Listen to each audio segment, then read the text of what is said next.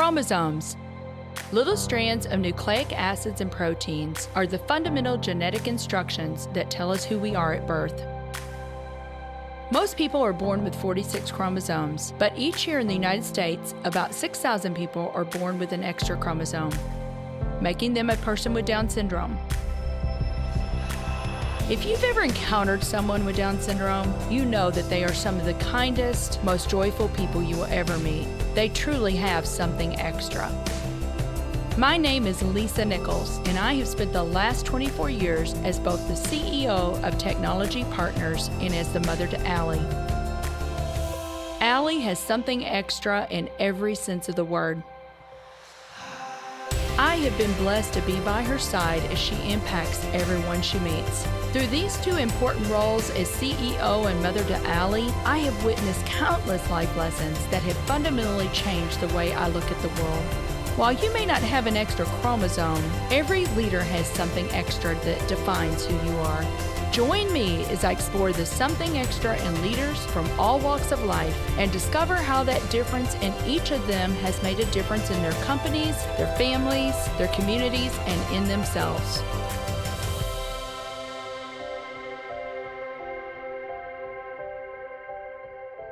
I'm excited to have Joan Malloy on the show today. Joni is the regional president at MAI Capital Management. Well, Joan Malloy, I am so excited for our conversation today. You and I have just over the years become very dear friends. I still remember when I first met you, and I don't know if you remember this or not, but you and I met through YPO and we were working on the Sarah Palin event together. There was just something, I was so attracted to you like immediately. And gosh, the rest is history because now we're doing all kinds of things. Life together. It's wonderful. We're doing life together. Yeah, we know one another's children and our husbands, and such an incredible blessing. So I'm so glad that we were both working on that event together and got to know one another. Same. And thank you for inviting me on your show. Well, let's just get into it because we've got a lot of things that I want to talk about because Joan Malloy is just so big. I mean, there's a lot here that we need to unpack. But I just want to take it back. I know you did not grow up in St. Louis. You grew up in a small town in Illinois, right? So take me back to your childhood. My parents both worked outside the home and they both participated in raising my brother and me. And our grandparents were all nearby and we visited all four every week and just seemed that was our normal life. And as a teenager, when my parents would go out of town, they would just tell the chief of police that there would be no need for a babysitter to stay over. They'd just make sure that my brother didn't throw a party and no shenanigans happened because they just drive by every hour or so. The community really took care of each other. So how big was the community? About 1,500 people. 1,500 people. Yes. Because I always tell people I'm from Paducah. I'm like, it's very small, about 45,000 people, but 1,500 people. Everybody really knows your name and their middle name and your birthday. Isn't that wonderful, though? So there are wonderful things about it. And that annual town festivals and parades, they just brought out everyone. And that philosophy of how can I help was just really instilled in me at a very early age. And I think that has to do with being from that small town. And my father was a member of the town's volunteer fire department. And we had a special phone line in our house and it was like one constant ring. And when that ring would go off, the whole household would know who might be in trouble. And so when the firefighters were out there putting out the fire, we'd start right away on figuring out how to help them with blankets or clothes or food. It seemed like the whole town was fairly egalitarian. It wasn't a rich section or a poor section. People gave what they could and they made sure everyone had what they needed. That philosophy of no one can do everything, but everyone can do something. I think that really kind of got embedded in me there. So in high school, I worked every job available in what became my first exposure to the pros and cons of a family business. My mom and dad bought a restaurant, open 6 a.m. to 10 p.m. Wow, that's crazy. And did your mom have any restaurant experience at all? No, they were just patrons. They enjoyed going there. And then the owners were retiring. And so she felt that desire to take a leap. She'd been driving over to St. Louis every day, the 37-mile drive, and working as an executive assistant at Ralston Purina. And my dad still had his job. So she took that over and she took a leap, midstream in her life about 40 years old, and she went from working for someone else to then managing 30 employees and arranging banquets for 200 and making decisions that all the small businesses have to take. So I really learned about being reliable there. It's like I couldn't call in sick when your mama knew you were out the night before. Right, right. And I think everyone should do a stint as a waiter. It really teaches you about customer service. I joke, I learned a little bit about bookkeeping and not as much as I should about cooking, Yeah. working in that restaurant. Well, but you had the restaurant there, so you had the chef, and now what kind of restaurant was it, Joni? It was American Just style, home American style. We style? had a family style special every night. So you'd have Tuesday was all you could eat fried chicken, and Friday was fresh river fish, and Saturday night was prime rib because that was the special night.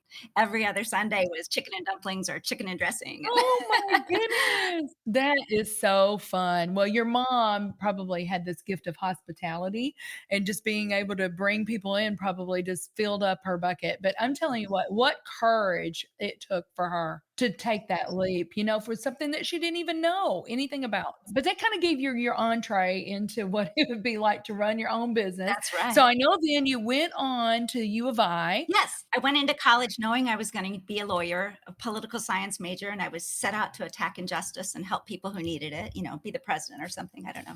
But as I got deeper into political science, and I just really didn't think I wanted to be a professor or a politician, I switched to more practical pre-law major of accounting. And so after junior year, y'all do your internships, and I was at Ernst and Winnie, and they really showed me that the two industries are a lot alike. And so I was still the president of the pre-law club and headed down that LSAT path. But as I interviewed for my job at Price Waterhouse and got into it, I really found that you get a diverse client base. You have a nice progression opportunity of promotion. You have the travel and all the kinds of both good and bad things that come with those professional service firms. So So how long were you there? How long were you at Price Waterhouse? I was at Price Waterhouse for 11 years. As I interviewed there, it's so funny. I thought anywhere but tax. I do not want to be in the tax division. It was the one college class. It was like so confusing, so many different types of it, it's structures and rules. And then I volunteered at Junior Achievement, right?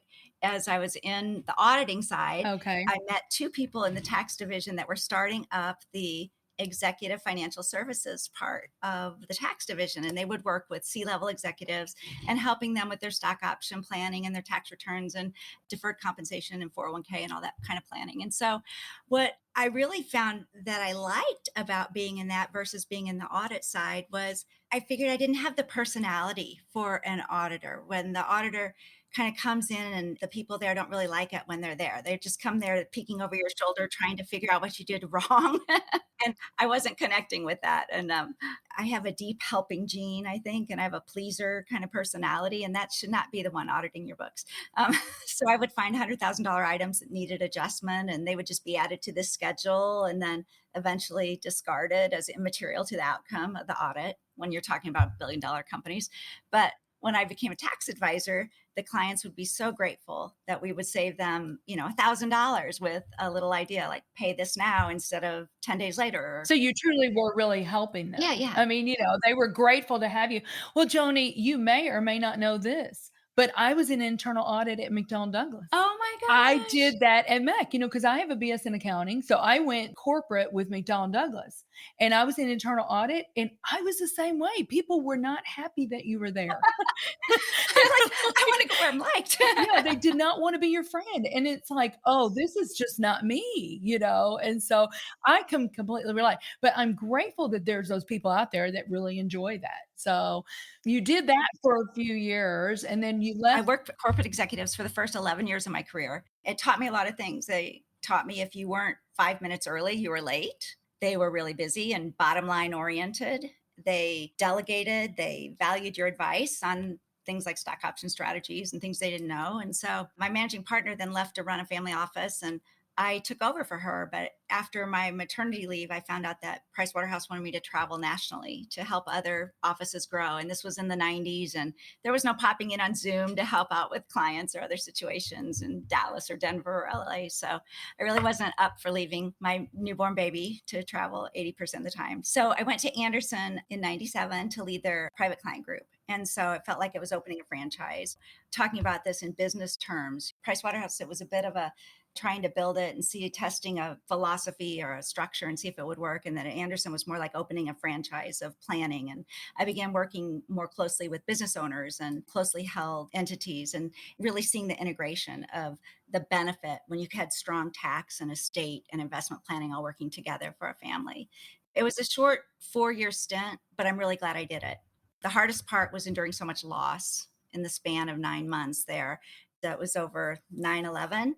It shook so many, and then behind that in October, my brother had passed away, who had an awesome wife and 3 young kids under 5 years old, had aggressive brain cancer, and then the death of my sweet mama, love of my life at age 92, and then the loss of my firm in May. But by the time you get there, you just kind of realize what's truly important.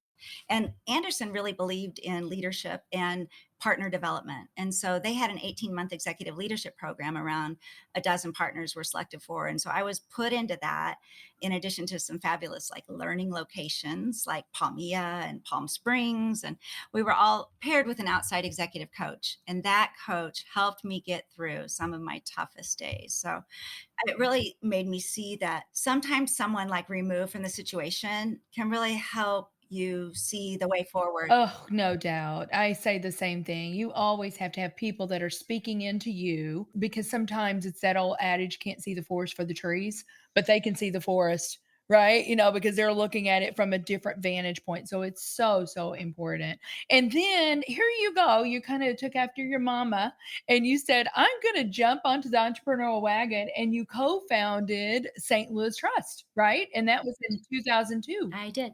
The gentleman was getting it started to serve families that might have felt dislocated from the big bank mergers and roll ups and used to have a very personal relationship with your trust officer. And that had gone by the wayside. And we were a group of family office clients and people and a great team that worked together. And we were just looking for a home.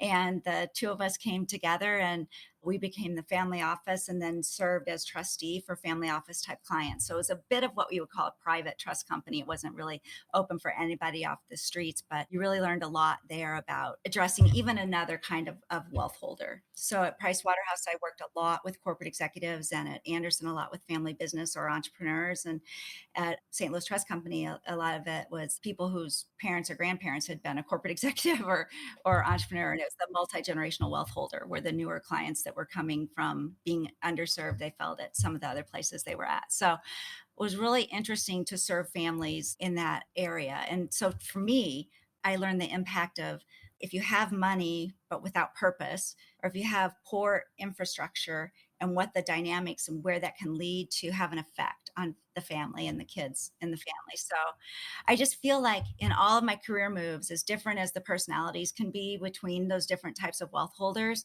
that there are just these common areas that could be addressed. It feels like to me, I had executives at top 100 companies here that had poured decades into their jobs and they were afraid to retire because they didn't know what they would do all day. It was always easier to kind of keep doing the same thing than to make change happen, right? And then family business owners who were control freaks, kind of like, I do it my way. It's my baby. Yes, don't wanna let go of the So reins. 50 years later, they're growing and running their businesses, but they didn't trust anyone else to take it over, even like their 50-year-old son who'd been Sure. at their side for decades. Yeah. I really learned about the families and the children I was dealing with a little bit more on the trust company side, where if they were overindulged or didn't have really this opportunity to develop self-esteem, and it wasn't because the parents didn't, Didn't love them and nurture they them. overloved them. They Yes. overindulged them. I'm going to give you the best of everything. And what that has really done for them. That's not always the right thing, is it, Joni? I bet Mm-mm. you have seen it all. I bet you have seen it all, and we can, develop, if we're not careful, kids that have this entitlement culture, and we don't want that. You certainly didn't grow up that way, and I certainly didn't grow up that way either. I mean, our parents worked hard for every dime and, we were expected to do our part too. So I tell you what, there's so much more here, and I'm hoping we can get to all of it, but we do need to take a quick break, and we'll be right back with Joan Malloy. Are you a rising IT leader? Could you benefit from a network of like-minded peers? Let me introduce you to the St. Louis Technology Leadership Experience. This one-of-a-kind program gathers cohorts of IT professionals for 3 workshops: pure small group problem solving, one-on-one mentoring by IT executives, and multiple networking events. You will be prepared for your next steps as an IT leader by gaining core leadership competencies and a strong, powerful network of peers. To apply for our next TechLX cohort, visit tpi.co/TLX. So, Joni, I know that you had another pivotal point in your career about 2009 when you decided at that time to leave St. Louis Trust. Tell us about that journey because I know you didn't just jump right into the next thing. You took a little time. I did. I really wanted to step back and reflect on what do I love about what I do? What would I really like to be doing? How could I have more fulfillment and how could I continue to help people? And so I definitely wanted to continue using all the financial expertise that we had and the strategies and the tax planning and all that. But I really wanted to drill down into what makes a family happy. What's going to make these people have real fulfillment in their journey. And for us, it was to dig down and say, what are goals that you have? Can you envision where you want to be across the spectrum in 20-year increments? And so for every 5 years, how do you envision your lifestyle, your career, your financial health, family, friends, philanthropy? How do you envision yourself at each one of those phases? And it's really 2 sentences. Here's what I'm doing, at this time. And so you write down on the left side, my age and my family's age, maybe where my parents' age are, things that are important. What do I want to be doing then? And then you pick this back up every couple of years and you go to it. And it's like, am I making my goals? What adjustments do I need to make to stay on my vision for the future? So using those things is more that wealth is just more than just the financial assets. It's really focusing on what do you want to make it do for you or your community or your family and things like that. And so if we can get people to get comfortable with their core needs and then have the ability to plan with their excess capital or building into their core capital something that's going to make sure that they are fulfilled on their journey, that's really going to give us satisfaction. Right. So I love that you just took that time because I think sometimes people think, oh, I got to jump to the next thing. But I just think that's really just an important lesson for people, is to make sure you're taking that time to reflect. So you did. And then you came up and you said, you know what? We're going to have Greenway Family Office. And that you ran that so successfully. But tell me, where did Greenway Family Office come from? How'd you name Greenway Family Office? Well, people always are looking for, where's the Greenway family? I want to meet the Greenway family. They must be your key client. I'm like, no, Yes. no, no. Well, our partners and I, we were just brainstorming and trying to find something that really spoke to us about what it is that we do. And a greenway is actually a noun. It's a space that connects 2 urban distinct centers. So if you kind of look at our logo, you can see that in 4 ways and 16 different areas that we pulled together all the different areas of the client life and made it smoothly connecting in between so that it was seamless and enjoyable to get between one and the other. So that's where the Greenway came from. So if people are evaluating a potential investment, what are just a few of those things, Joni, that they need to be on the lookout for? And it's different depending which stage of the investment that you're at, I think, because in the beginning, it's all numbers and a vision and dream in the sky. And you really have so much that's going on the principle of the organization. And so what's their track record? Have they done this before? And do they have what it takes to pivot? Because you're going to have to like Yes. 10 times to Yes. make before you succeed. And it's where being a warrior comes in. And I'm able to funnel that nervous energy and warrior to try to seek out all the different things that could make this fail and try to just recognize what's your plan to address that. Mhm. What's your plan when money runs out and how do you get to the next round and how do you go then, and just kind of have rehearse ahead of time like how the game plan's going to go. So it's Yes. changed over time. And then very extensive due diligence checklists as the firms get bigger and the companies have more information and you can dig down under a lot of different areas. Yeah. In technology partners, we're not siloed. We're not just looking at one organization. We are looking across a myriad of organizations. So we really can bring those best practices to bear. And the same goes in the financial services world, right? You're seeing a lot of different things, probably more so than the general person. So, we've already talked to you a little bit about some of the lessons learned, but now you are a serial entrepreneur. You've founded 2 very successful companies. Joni, what are maybe some things that that you learned in that journey? Make sure you put personal time on your calendar because if you're like me, you can just get sucked into it. If it's something you love and you're really worked on building it, it can consume you. And It certainly so can. for me, what gets put on my calendar, I just follow it like a robot almost. And so building in those games and those times of fellowship and those times to gather outside of that. So taking the break would be terrific. But I also really think being open to change, and it's really just watching where you see that things may need to change, and you go in with one idea, but you need to listen to your market and you need to listen to the feedback and take that in and adjust and adapt to that, and make sure that you're not trying to sell them a hammer when they're really here to buy the nail or whatever. Right. Oh my goodness. That's such great advice. I mean, it's almost like looking out rather than looking down. I mean, you can be so ultra focused on what you're doing that you're not looking out and you're looking at what the market's doing. You're looking at how the world is changing. And then, Joni, I read this about you because I'm like, what is one of the keys to your success? And I mean, you talk a lot about one of the reasons that you were so successful in this world is because you really developed great listening skills. Well, I think having a natural curiosity, make sure you're doing what you love first. And I love people and I love to meet people. I love to hear their story. I'm naturally curious. And so it's authentic. And I don't think you can fake something like that of really, really wanting to know and get to know people. But they always say, right, you have two ears and one mouth God gave you. So use them proportionately. Right, exactly. Well, let me ask you this. How do you continue to move the needle on your growth quotient? How do you continue to go to that next level and best version of Joni? I'd say I love to read.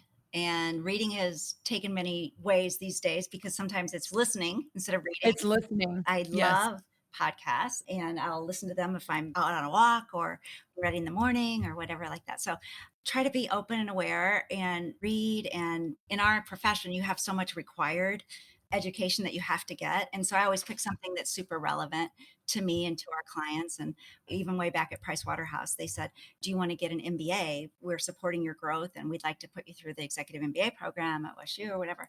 No, I said, I'd really like to learn how to like evaluate investments. I'd really like to get my CFA because I think that's more relevant to what our clients are doing. And so by going through that process, it's a 3-year process to take all those tests and learn. And it's very nichey, Right. an executive MBA probably could have put me at a different level. But for what you were doing, though, I think you were right. Yeah, taking what's out there. So being open, being aware, being curious, but also on that, you can't let the perfection and the desire to try to get something so perfect get in the way of serving and just getting out there and getting your product and your services out there. And so Could not agree with that more either. I can't remember who said this, but when do you know when to get the product out there? They said, make sure you are delivering on the brand promise, but it doesn't have to be perfect. In fact, it really shouldn't be. In software development, we call it a minimum viable product. You're getting a minimum viable product out there. You're testing the market. The market will tell you how you need to improve that product once people start using it, right? then you ask, right? And they feedback. That's exactly right. Yeah. So that's what we've done is just continue to try to build the tools and templates and just to really help people save time and of course get the peace of mind that says that they're on the right track so that they can feel that freedom to pursue what they want is kind of what drives me. So That's so awesome. Such great advice there. So you had another interruption in November. You had something happen. And I want you to tell the listeners what happened. And then I'm going to ask you a few questions about that process because I think that might be helpful. well, for the last couple of years, our team had been growing and we had reached a capacity point with our time and energy level, but we really hadn't reached a capacity point with clients and the ability to serve clients. It was just that we were doing all the HR and technology and all those different benefits and just everything like that was just held inside. And we needed to get some real infrastructure in place. And we either needed to hire, we needed to build a COO or administrative officer or something that would help us and carry those weights off our shoulders, or we needed to partner with somebody. And when we first founded the firm, it was the bleeding edge. It was very high tech, paperless. But over time, new improvements come along. And we were really ready for an upgrade in our client portals that we use, the secure ways that we communicate with our clients, and then the way that we really wanted to integrate our reporting that included both those private assets that we use so much with clients as well as their public assets. And we were looking for a technology solution. We were looking for some capacity on the back office that would help us clear our plate so that we could do what we wanted to do best. And that was work with families. And so I answered my phone Yeah. or, because that's Right. ringing all the time. I'm sure you get those Sure. every week We do. of somebody Yes. reaching out and saying, "Hey, you want to talk?" We took a dozen or dozen and a half of those calls over the last couple of years. And I was contacted by a group that said they wanted to locate a presence in St. Louis, that they were expanding and they had a great, strong back office. And would we be interested in partnering with them? And so we started our due diligence process, and it took good part of 2020 to make that happen. But it was all on Zoom. You didn't meet in person once. That's crazy. And you're talking obviously about MAI, the Yes, Cleveland-based company that acquired you guys in November. we couldn't be happier with that combination. I think it was just what we were waiting for the whole time. And why none of the other ones just felt so good is because when you meet the people, they have just the same philosophy: take care of our clients, take care of each other, take care of the community. That was just so resonated with this. There were so many people from that company. It actually is more than 45 years old, and it was founded as the financial management arm to a sports management agency. Mark McCormick had started IMG Sports, and this was the way to help Arnold Palmer deal with his taxes so that he could play golf. And Sure, so they sure. would wrap their arms around and do all the tax and estate and investment planning for them, while the IMG side did all the negotiations and contracts and marketing things for the pro athlete. And so they built on that, and then over time expanded those services to other families and executives and such. And so what I saw at the beginning was what is needed for the client is what we're going to do. And they're used to that comprehensive responsibility taking for the family. And so we have a big group of CPAs and financial planning and a very strong investment committee and terrific resources and structure and all those things that make it so easy to transition. And So to do what you do best, which is serving the client, right? Not having to worry yes. about the technology in the back office and that. Well, Joni, I do want to talk about something extra, and want you to tell our listeners what you believe is the something extra that every leader needs or they need to cultivate. For me, being able to navigate and manage change is key. And with having a continual curiosity and joy of learning in my career has been really helpful in almost any industry. I'm sure yours is, but definitely in mine, that investment, economic, technology, every environment is always changing. And so having a willingness to change along with it can really make the difference in being successful or not if you keep tied to your old ways. And Yes. you might say I wimped out on that answer because it's like, duh, obviously we've all had to pivot. We've all had to change in the last year. Right. Technology has been such a huge part of it. And for our families, it's been being able to access their information and reports and data from anywhere in the world by using a secure link and secure technology access, and being able to have, the stock market in your pocket by just looking, and you didn't have to be tied to a ticker tape or whatever it used to be. Yes. And being open to how fast now and how smart the reporting software is that can bring everything together in one picture, and we can aggregate and put everything in one place for you to see, and just using those tools that just help us all work smarter and better. And Joni, I'm just thinking things were thrown on us that were out of our control. And we can go, we're going to have to do this change. Or the other attitude is embracing the change, embracing the change and going, you know what? Maybe there's some good things that are going to come out of this. And I can definitely say, and I think everybody would agree, we've had to accelerate so much innovation during this last year that we are coming out stronger, I believe. So it's kind of a little bit of a difference of a mindset. It's like, oh, yeah, we got to do this change. let's learn to embrace the change.